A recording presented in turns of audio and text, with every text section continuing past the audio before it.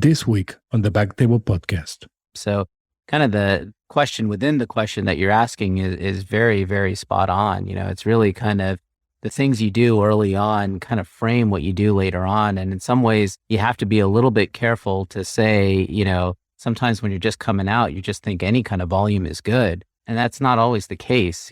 Sometimes you really want to be very intentional about saying, no, I really don't have to do this. I really want to do this, and kind of work towards what you want.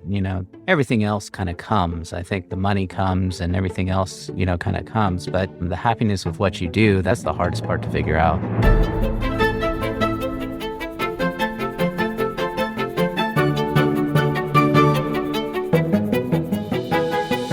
Hello, everyone, and welcome back to BackTable Urology podcast, your source of all things urology. You can find all previous episodes of our podcast on iTunes, Spotify, and backtable.com. I'm Jose Oche Silva as your host this week, and we have the pleasure having Dr. Zamip Patel. He's a urologist here in the Orlando area. He's in the same group as I am. We're partners in sort of sense. I mean, we're all hospital employed, but sort of partners. He did residency in Mount Sinai, New York, and then he went to do a andrology internship, fertility fellowship at Illinois. So welcome, Zamip. Thank you, Jose. It's a pleasure. Thanks for inviting me. So Zamip, so you did a fellowship in fertility in Illinois. Can you work through the process of how you went into infertility, into this subspecialty? Yeah, sure. So, when I was at Sinai, certainly, just like any other resident, right? You're drinking out of a fire hose. You can't really learn enough when you're in residency. And, I think that in a lot of ways, you kind of do the fellowship in the stuff that you don't know how to do. So, when I was going through fellowship when I was going through residency rather in Sinai, I certainly, you see a lot of the stuff everyone else sees, right? You see a lot of stones, you see a lot of cancer, you see a lot of BPH, you see voiding dysfunction, but you don't normally see a lot of fertility. And so you kind of have to make the effort to kind of do that stuff, because unless you're in a program that really, kind of emphasizes it, and there aren't a lot of programs that really emphasize it, then you don't really see it. So, for me, at least, that's kind of what led me to it, because it was I felt like a gap in what I was doing. And so I started doing it and started getting into it and saying, oh gosh, this stuff is really, really cool. And I think that probably is what drove me to do the fellowship. And were you thinking of private practice afterwards, or you ever thought about academia? Yeah, so that's a really good question. Yeah, I'm very, I'm in a really different place than I would have expected myself. 10 years ago, I definitely expected me to be in some sort of academic center or, something kind of like that, where really all I'd be doing is infertility and maybe, helping out the guys with general urology. But, for the most part, 90% of what I'd be doing is fertility. But, there aren't a lot of guys in the country that are like that. There are a few, and, they really do, do a very good job. I mean, they're the ones that keep the field moving forward. But a lot of us guys that are kind of, that don't do it, 100% of our time, you still get a lot done because there aren't that many people. So, you really still do get to see a lot of fertility.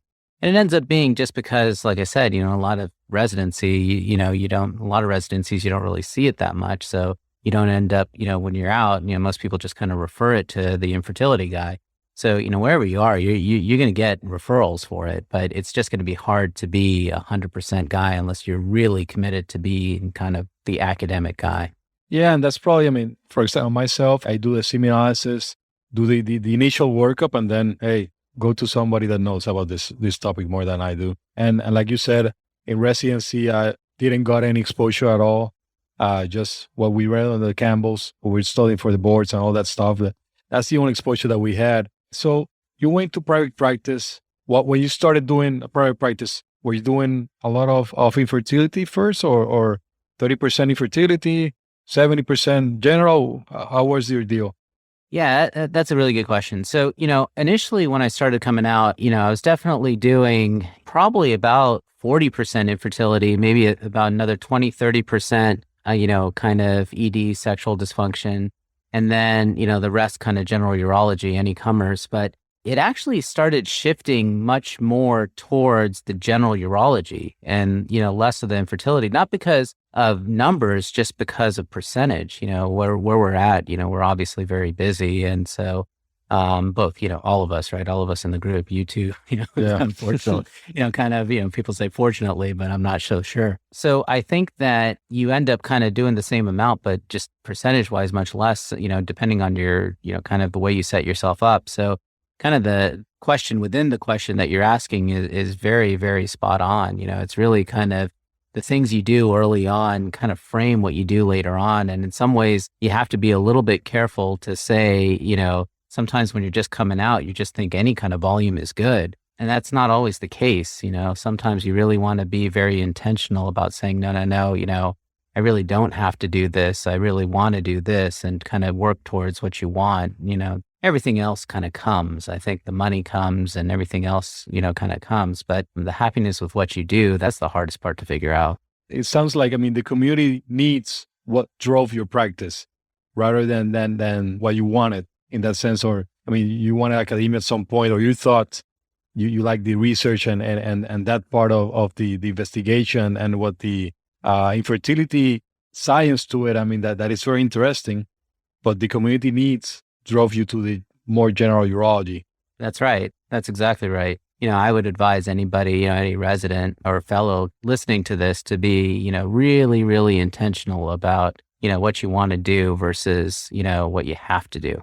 Okay. And then you were in private practice, and then your practice got bought by the hospital. Did it change your percentage in terms of fertility being a hospital employed? Well, so, when I first came over, it ended up being, I was in a hospital practice, but it was run like a private practice. So, with our group, we were the first, we were one of the first ones of our group, back then, geez, it wasn't even, our group has gone through so many name changes. At that point, it was FHMG that then changed to FPMG, or maybe it was FPMG that changed to FHMG, then changed to AHMG. There's so many acronyms for these things, but I think way back then it was FPMG, which is Florida Physicians Medical Group, which was really kind of, siloed. It was run like a private practice. You kind of eat what you kill. There was no RVUs sort of thing. It was really more just kind of there as, just kind of an overhead minus, collections minus overhead sort of thing. Of course that became problematic because then you couldn't really control your overhead. Then the FPMG ended up acquiring a big urology group in town and kind of forming the basis of the group that, then that still exists today. And, at that time it was more kind of a bunch of satellites kind of loosely linked just in name only. But over time, we've always, we've kind of grown more and more together, and, that's been really great, actually. But you're right. Initially, it was kind of more of a private sort of thing. And now we're kind of moving more and more towards like a real kind of group sort of setting. And it sounds good. Definitely we're doing more stuff as a group, and that's great for us. That's part of what we're here in the group. So Zamip, let's talk about infertility. Let's say a guy walks in and he said, hey, I want to know my fertility status. Do you go into explaining, hey, if you're not having kids, there's no need to do that? Or do you do a semen analysis on that patient? Usually what I start with is I'll look at a few things. So most of the time it's the wife telling the guy to come in. So, it's very rare that the guy just comes in by themselves. But most of the time that's predicated by the fact that they've been trying to conceive for some time. Now, we do have recommendations as far as that goes. Generally, we say that if if a couple has been trying for a year and haven't conceived, both the male and female partner should be evaluated. It's important to note, though, of those that don't conceive after a year, 50% do in the second year. So, but having said that, there are some kind of tweaks to that. Older age, so over 35, especially maternal age over 35, that's really when we start to say both parties should be evaluated at 6 months or less. Certainly above 40, it's really as soon as you make the decision, it really should be something that's done as soon as possible for maternal age. I think that most of the time when a guy comes in and says, listen, I'm interested in fertility, it's kind of figuring out that part of the conversation. Well, how long have you been trying, and why you're interested? There are some guys that come in just to kind of see because they're just doing some family planning, which, I see more and more of that. I didn't used to see that as much at the beginning of my practice 10 years ago. And that's why I ask. That what you mentioned, the family planning, I see it more often. And they come to the office expecting that you're going to order something. So if you tell them, hey, wait until you cannot have a kid for a year and then come back, that's not what they want. Yeah. So I think a lot of it is kind of consumer driven now because, what happens too is that you have to remember that this happens in the background where there's a lot more straight to consumer things available, even than, when we started, 10 years ago. It ends up being that a lot of times they'll take a take-home kit and, that take-home kit doesn't give them a number. It just kind of says, oh, well, you may have an issue. And there isn't any kind of specifics on it. So they may say, oh, I had this take-home kit and, it said I had an issue. And, that certainly prompts a semen analysis. Sometimes it's just somebody that comes in that says, look, my wife wants to know if I can get her pregnant, or my girlfriend or partner or whatever. So at that point, usually I oblige and say, okay, we'll do a semen analysis. But usually what I like to do isn't just start with a semen analysis. I like to start with really all the things that could be wrong with the semen analysis, because you really want, by the time they come the second time, especially because a lot of fertility isn't covered by insurance, you really want to make the most of each appointment that you get. Exactly. So you do the semen analysis. What other labs are you ordering for that patient? So really, when it comes down to fertility, they're really one of four things that it could be due to in broad strokes. It could be due to genetic things, environmental things, anatomic things, or hormonal things. So as far as the genetic things goes, the problem is, we're getting better as far as that goes. But, it still is things like microchip arrays that, that'll probably be what's available to account for 90% of the defects. And we only really check for 10% of the defects in people that are azospermic or severely oligostenospermic. And that's, a Y chromosome microdeletion and a karyotype. If we see evidence of obstructive azospermia, then we do a cystic fibrosis screen. But usually we don't start with the genetic test because we want to figure out if it's obstructive or not obstructive before doing those tests. So as far as the hormonal things go, what we talk about there is testosterone. And basically the reasoning behind this is because the concentration of testosterone within the testes is about 40 to 100 times that in blood. It's incredibly concentrated in there. And the reason, of course, being that it needs to be that concentrated in order for sperm to grow and divide. So essentially, when you're getting a blood testosterone, it's a window into what's going on in the testes. So we'll get a testosterone. I usually get an SHBG and an albumin to get a bioavailable testosterone to calculate that. You can order a free testosterone, and ideally a free testosterone is a perfect test. The problem is that it's often not done perfectly. So the problem with a free testosterone is that sometimes they'll use an ELISA test instead of dialyzing the specimen. Just because, what lab wants to sit there and dialyze a specimen to figure out, what it is. It's just too labor intensive. So often a cheaper way of doing that is getting an SHBG and albumin to calculate a bioavailable testosterone or a free testosterone that way. And that can give you just a better view of what's going on in the testes. I get an FSH and LH level, and I get an estradiol level. I don't normally get DHT levels. I'll get a prolactin level if there's symptoms. I think the problem with getting a prolactin level off the bat, it's a little bit tricky because sometimes that could be a big red herring. Sometimes you can get prolactin levels that are kind of in the 20 to 50 range that may not really be the reason. There are common reasons for that prolactin to be elevated. And sometimes that kind of takes you down a rabbit hole and you start a medication that you may not need otherwise. I think that TSH levels and T4 levels can be useful. Again, usually I do those for the people that I don't see anything else wrong with. So kind of as secondary testing, not necessarily as primary testing, but there's nothing wrong with, ordering it as a primary test. Rare cause for subfertility, but certainly it's not, not unheard of.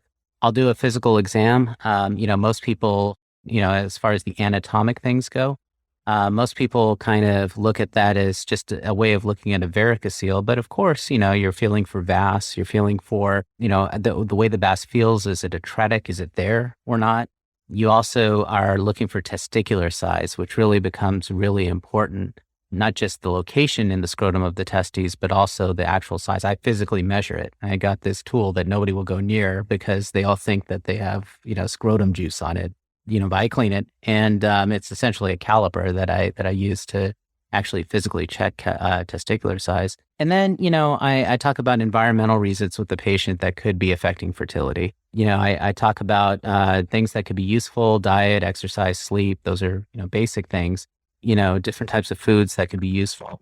And then one of the other things that I do end up talking about more and more. So a couple of things that I almost always mention. The first is a vitamin, coenzyme Q10. It's one of the, few vitamin, we have a lot of data when it comes to vitamins, just not a lot of good data.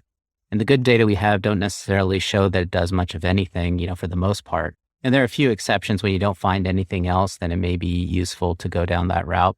But for the most part, one of the few vitamins that we have placebo-controlled data showing benefit is coenzyme Q10. Those studies were initially done with 200 milligrams twice a day, so 400 milligrams a day. The ubiquinone or, some of the more bioavailable forms can be 300 milligrams a day. Those studies were done and validated. So that ends up being a useful conversation too. One of the more common conversations I'm having more and more now is with marijuana. So we're seeing a lot more marijuana use that are probably, the jury's in some ways still out for marijuana. That probably has something to do with the variability of androgen receptors and specifically the estrogenomimetic effects of THC. So there is some variability there, and you see that, some people will come in and say, well, why do I have to worry about marijuana? My neighbor smokes all day, every day, and he's got 10 kids. And I say, it's like, well, okay, but it normally is kind of a dose-related thing. And, if you have a subtype that's susceptible, then you may very well be at risk. And you will, for marijuana, for example, do you expect a specific finding on a semen analysis, or is just lower chances of fertility? Yeah, no, you do end up seeing a stress pattern to it. Okay.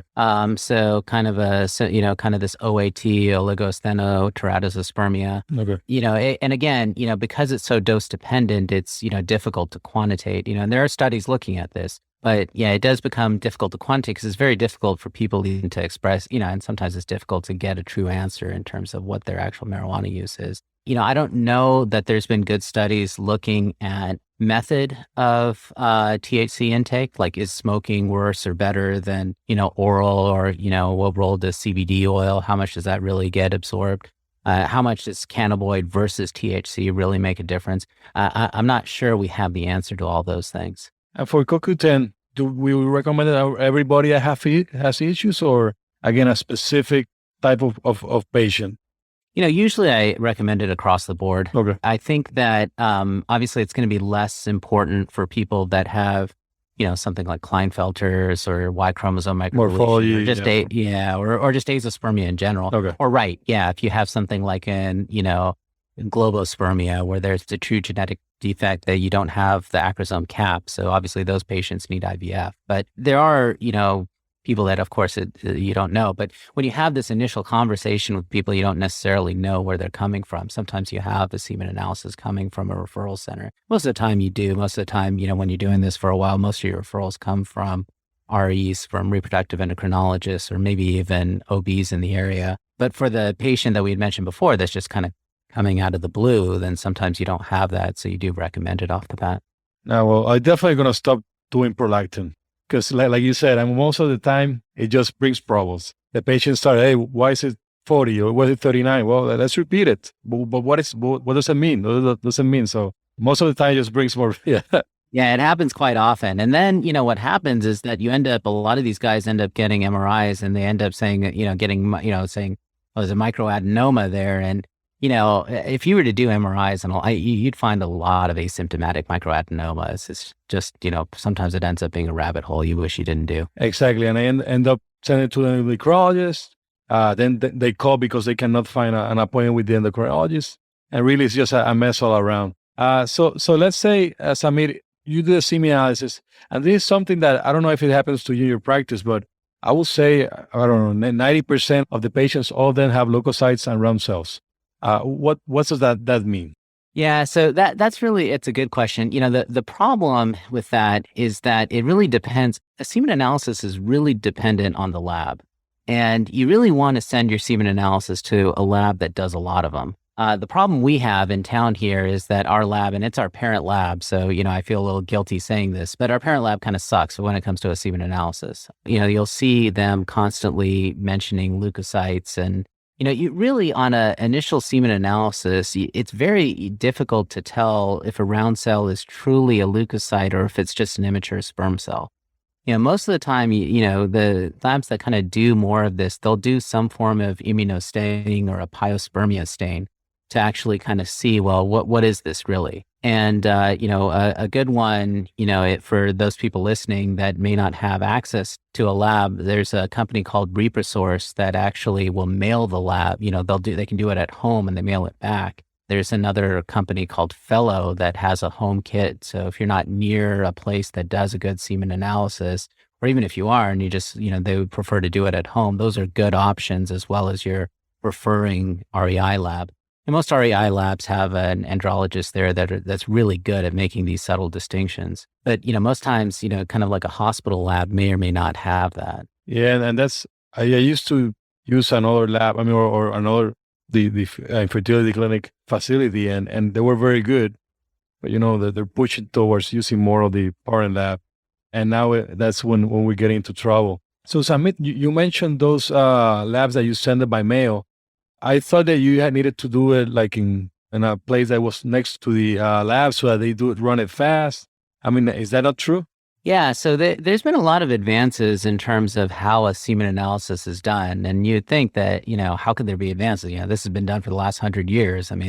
Ever since there was a microscope, I'm sure the first guy that got a microscope put his own semen on there to see his sperm. That's what guys do. But having said that, it's actually, there have been a lot of advances in terms of the auger and the ability to actually kind of suspend a lot of this sperm. And, usually we think, oh, well, it has to go immediately because you have to be able to, otherwise the motility will be off.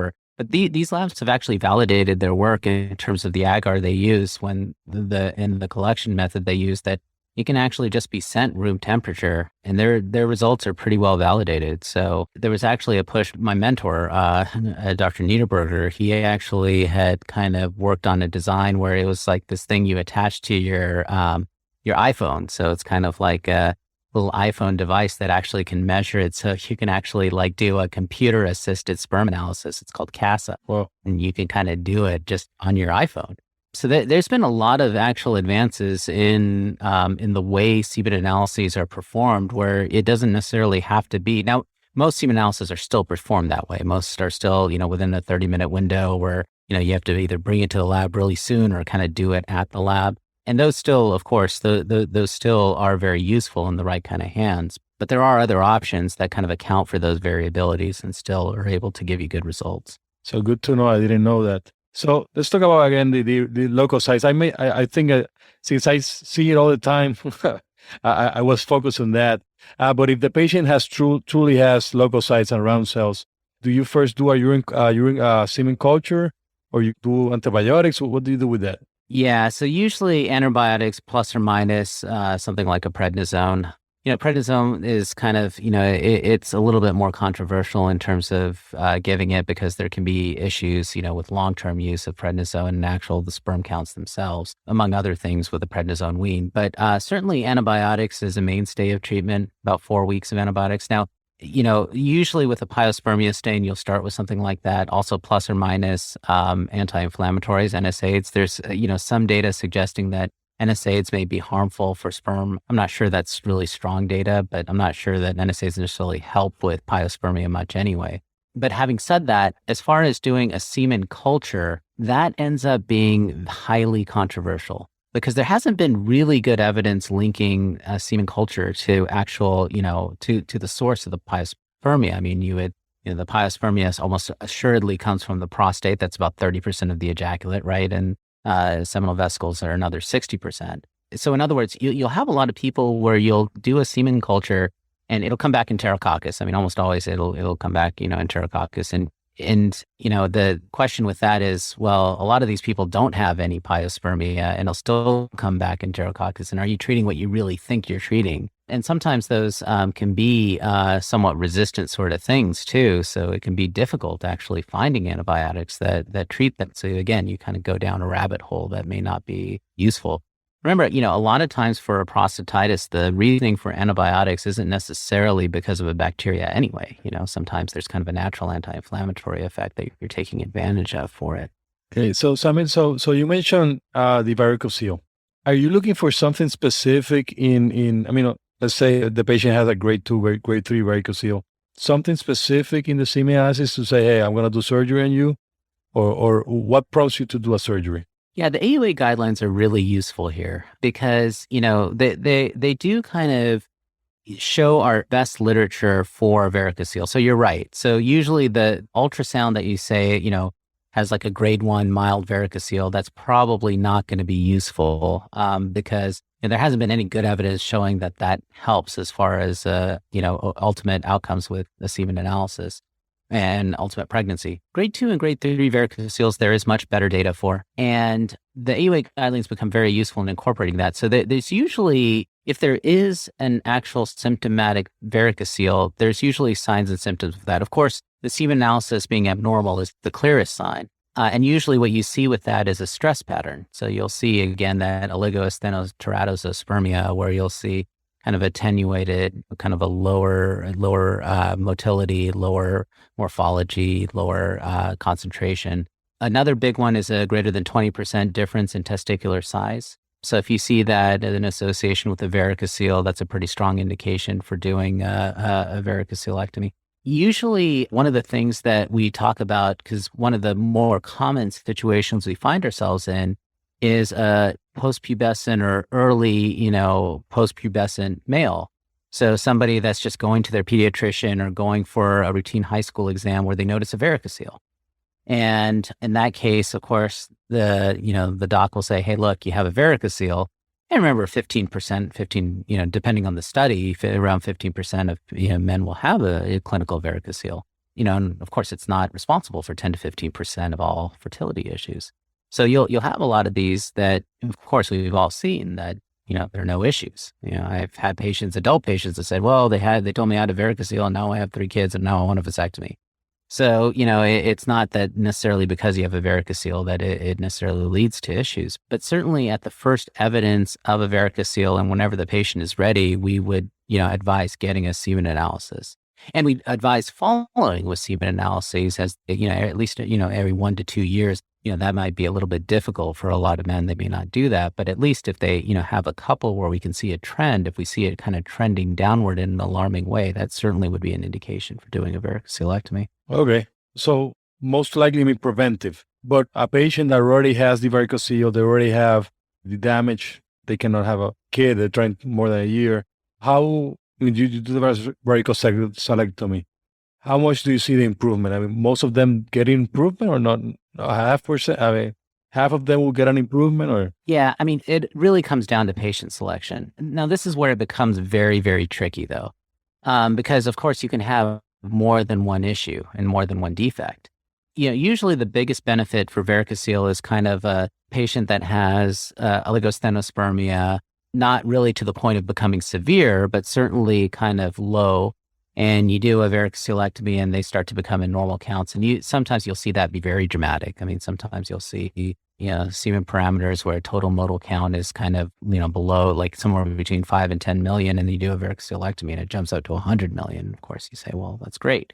Remember, there's also a cyclic variation to sperm. There's usually about a 6-month cycle to sperm where basically over that 6 months, the sperm counts will kind of go up and down and up again. It's kind of like the stock market where there's kind of, variations in, kind of 2 to 3 day variations, but over the course of 6 months, it'll kind of do a predictive sort of frequency. So some of that repeating a semen analysis is just going to be because of that cyclic variation of sperm. But having said that, those are kind of a little bit easier to identify. You have a grade 2 or grade 3 varicocele, you have a 20% difference in testicular size, they have oligostenospermia. Yeah, those benefit. The trickier ones are the ones that have, either cryptospermia or azospermia or really severe oligostenospermia. And in those cases, when you do a varicocele, so that becomes a harder conversation. And that's one that, you talk with your patients and say, look, we can do this and it may help, but it's not going to help you become fertile, whereas you're not before. I mean, it'd be very unlikely for that to happen. It can happen, but it's rare.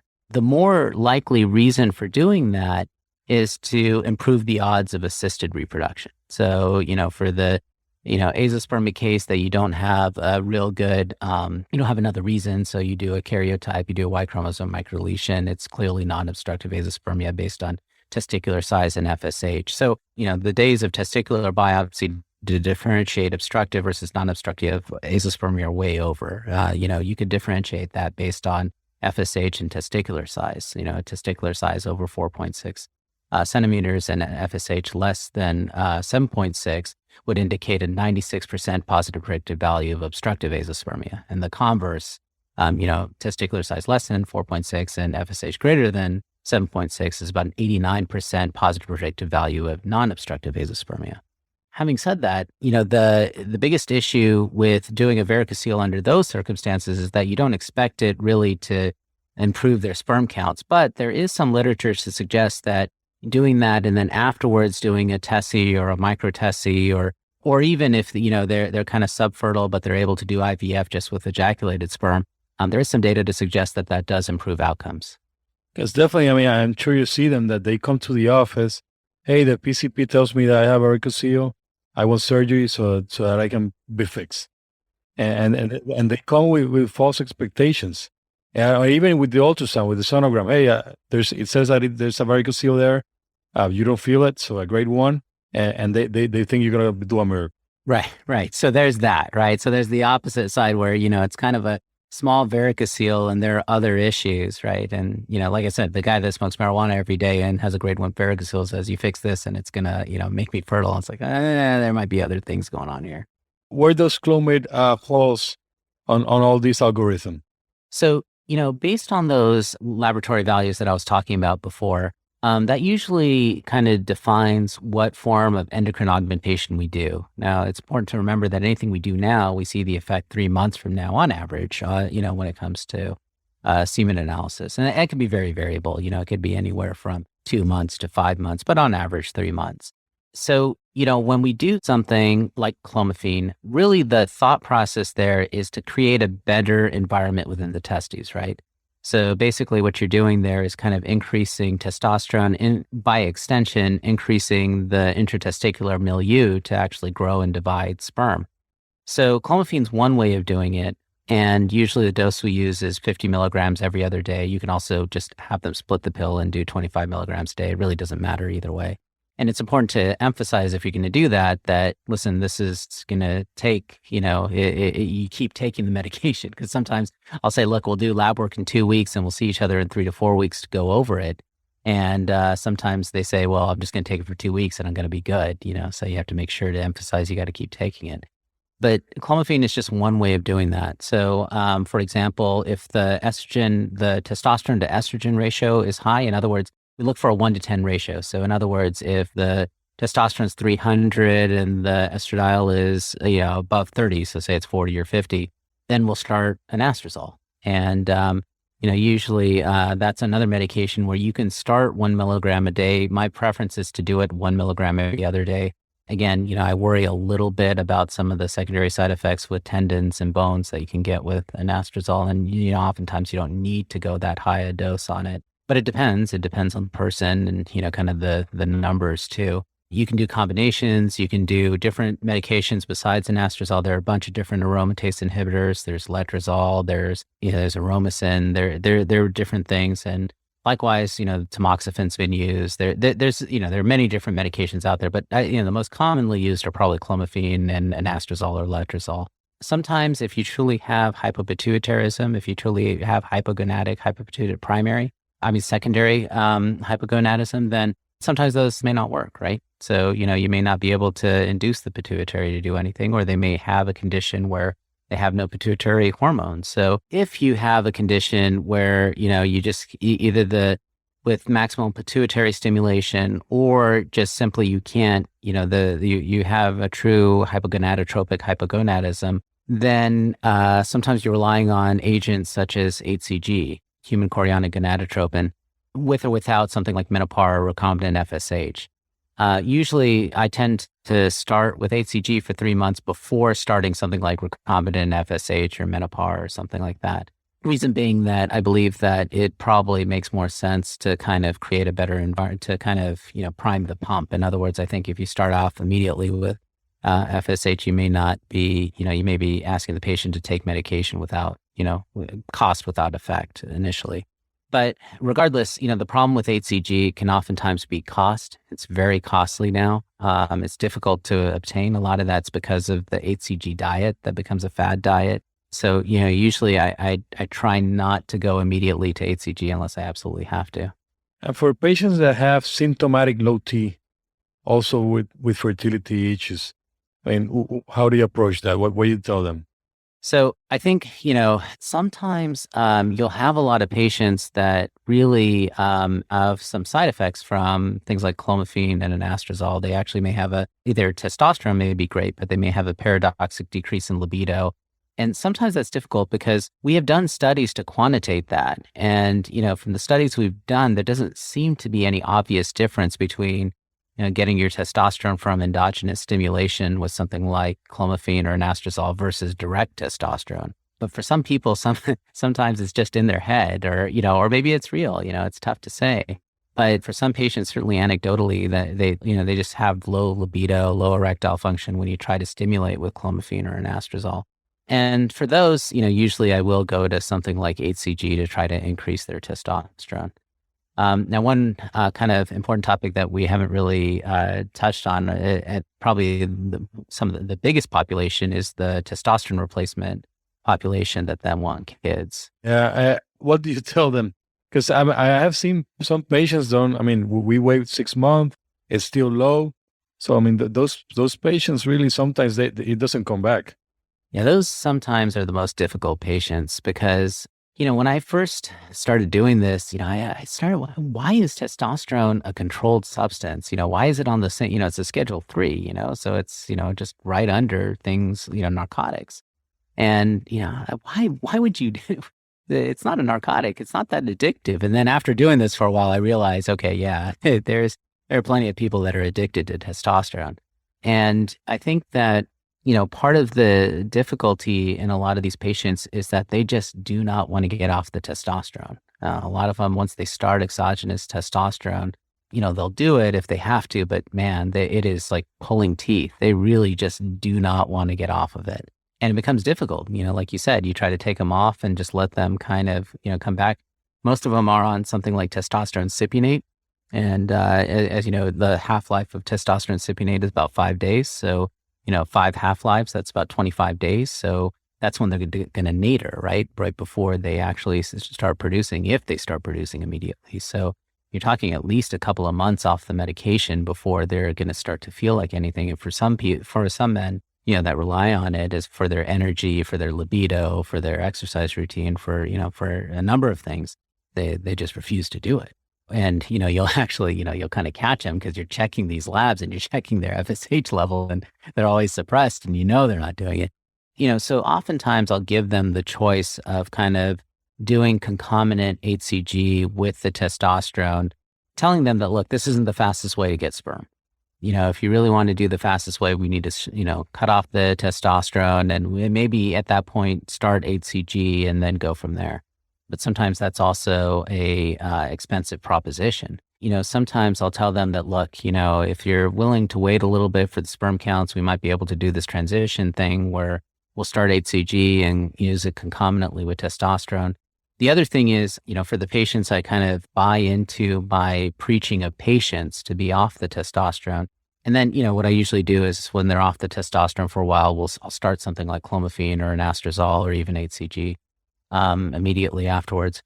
But once they start producing sperm, then they're very eager to get back on the testosterone. And so most of the time I say, look, why don't you wait until you get pregnant and then, 13 weeks in, and then we can restart the testosterone. And for some of them, that's a bridge too far. So, for some of them, they'll either save sperm that they can do IUI for, and you can cryopreserve sperm that way.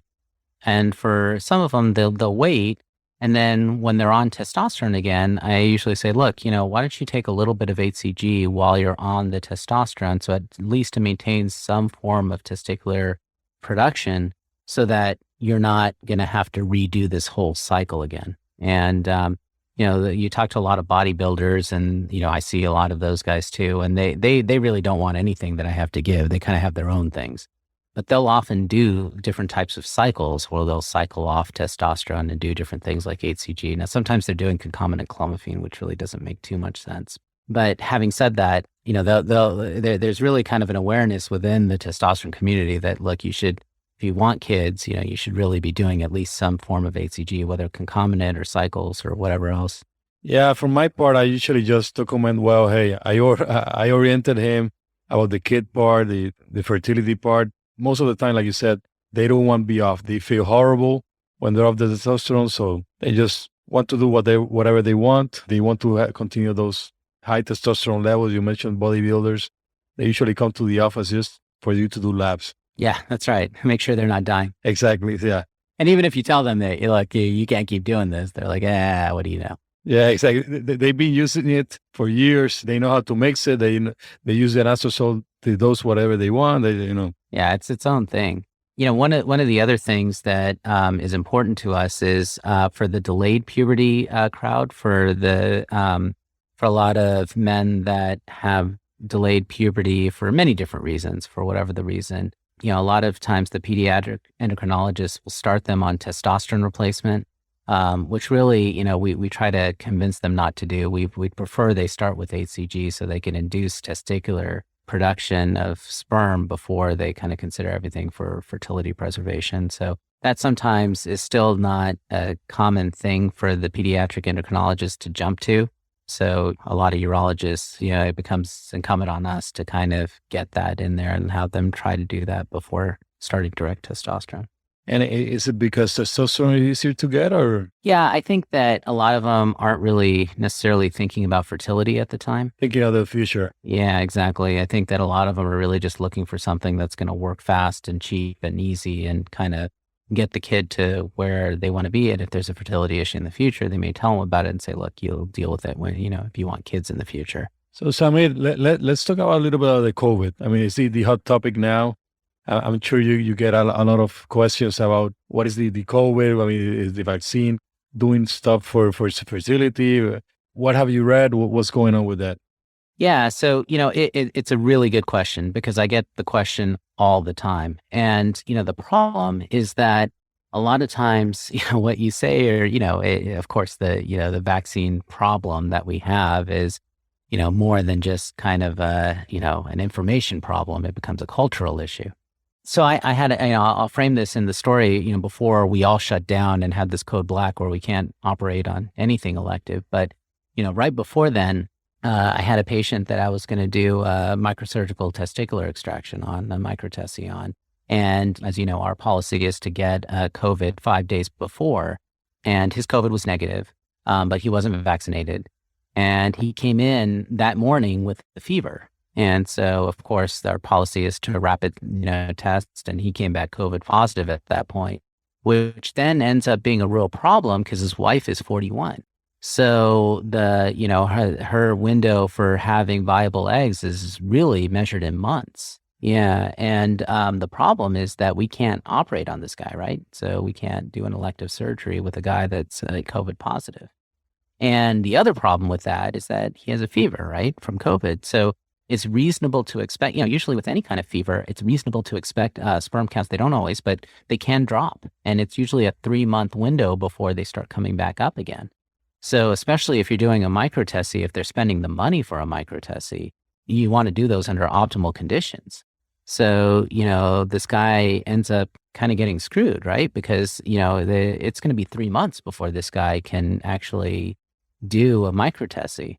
And despite me, saying, look to to whoever would listen, I said, look, I don't know if we can make an exception here because, we're not going to be able to do this for 3 months, and his wife isn't going to be able to, it's going to be 3 months, since they, until we're going to be able to do in vitro.